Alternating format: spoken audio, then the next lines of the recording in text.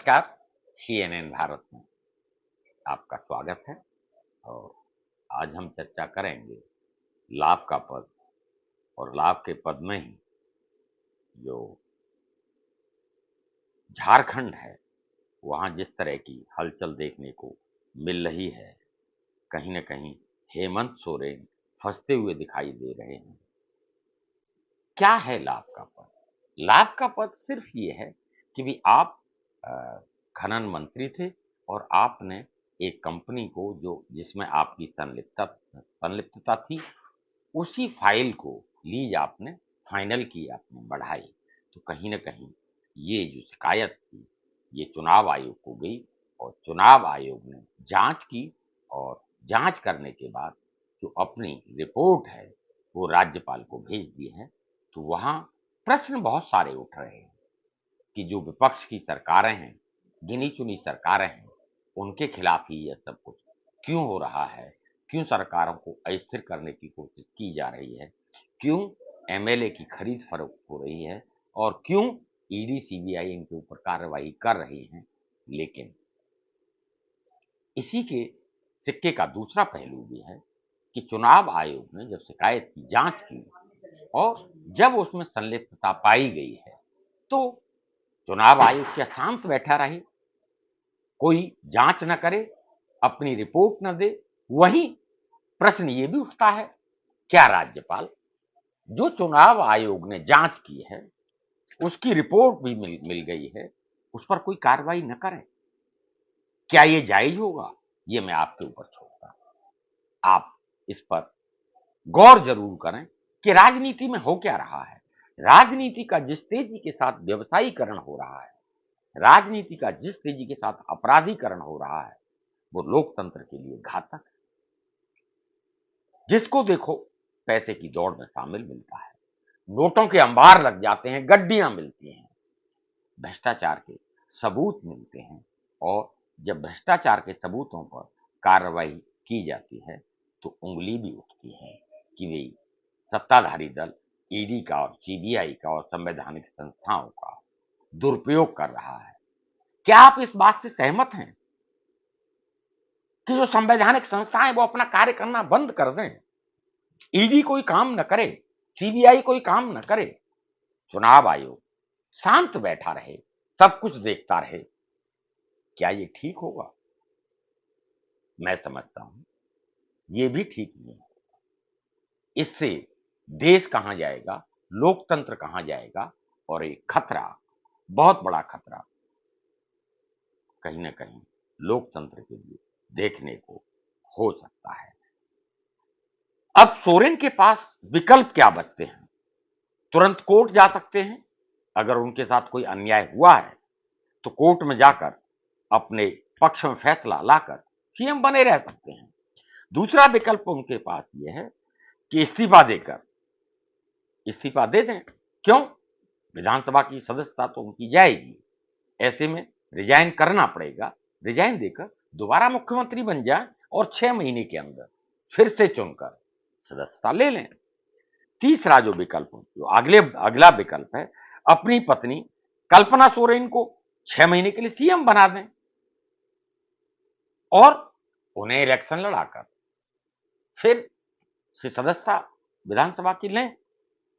और अगला जो विकल्प है कि अपने पिता शिबू सोरेन को मुख्यमंत्री बना दें और इस पर मैं समझता हूं कि संगठन भी राजी हो सकता है। लेकिन इन सबके लिए कांग्रेस को मनाना, कांग्रेस को राजी करना, कांग्रेस को विश्वास में रखना या कांग्रेस को साथ लेकर चलना पड़ेगा।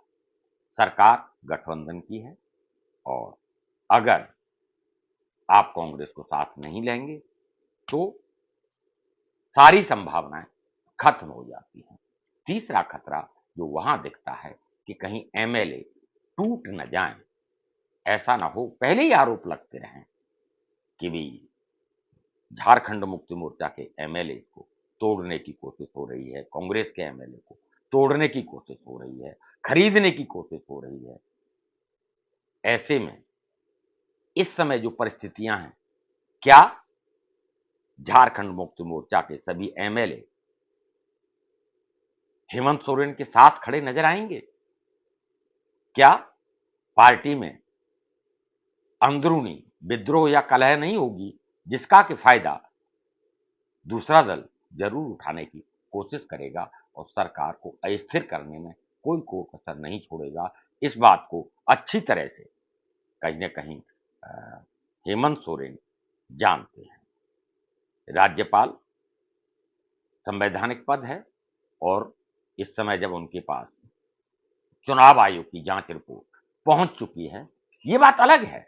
हेमंत सोरेन ने कहा है कि मुझसे कोई पूछताछ नहीं हुई, मेरा पक्ष नहीं सुना गया।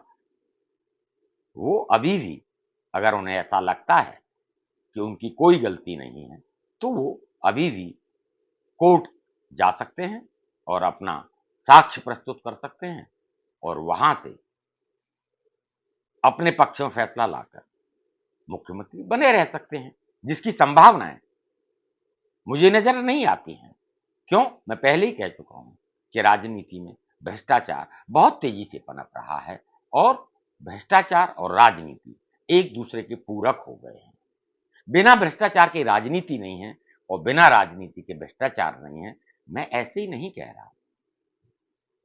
हम अगर इलेक्शन कमीशन के आंकड़े भी देखें तो बहुत सारे दागी बागी जिनके ऊपर केस हैं, वो आज संसद में और विधानसभा में जनता द्वारा चुन दिए जाते हैं और वो महामहिम और वही लोग देश की सत्ता को और वही लोग राज्य की सत्ता को चला रहे हैं, तो उनसे क्या उम्मीद करें? राजनीतिक शुचिता एक शब्द भर रह गया है। भ्रष्टाचार के खिलाफ लड़ाई एक शब्द बेमानी लगते हैं। जब राजनीति और भ्रष्टाचार का घालमेल होता है तो राजनीतिक शुचिता और भ्रष्टाचार के खिलाफ लड़ाई सिर्फ दिखावा नजर आता है और मैं समझता हूं इस समय हेमंत सोरेन का भी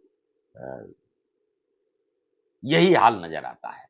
एक तरफ राजनीतिक शुचिता की बात करते थे, लेकिन आपने मंत्री रहते हुए और खनन की जो लीज थी उस फाइल पर साइन की। आपको सोचना चाहिए था उस वक्त, लेकिन वहां जब सत्ता में होते हैं तो एक अलग सा नशा देखने को मिलता है सभी सत्ताधारी दल में, और वही उन्होंने सोचा होगा कोई क्या कर लेगा। लेकिन जो डॉक्यूमेंट्री एविडेंस, जो साक्ष्य के कागजात मौजूद हैं, उनको नकारा नहीं जा सकता।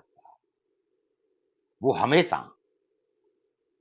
आपके सर पर तलवार की तरह लटके रहेंगे और इस केस में भी यही हुआ है कि चुनाव आयोग ने जब डॉक्यूमेंट्री एविडेंस देखी है तो उसने संज्ञान लेते हुए जांच करके और ये आगे भेजा है।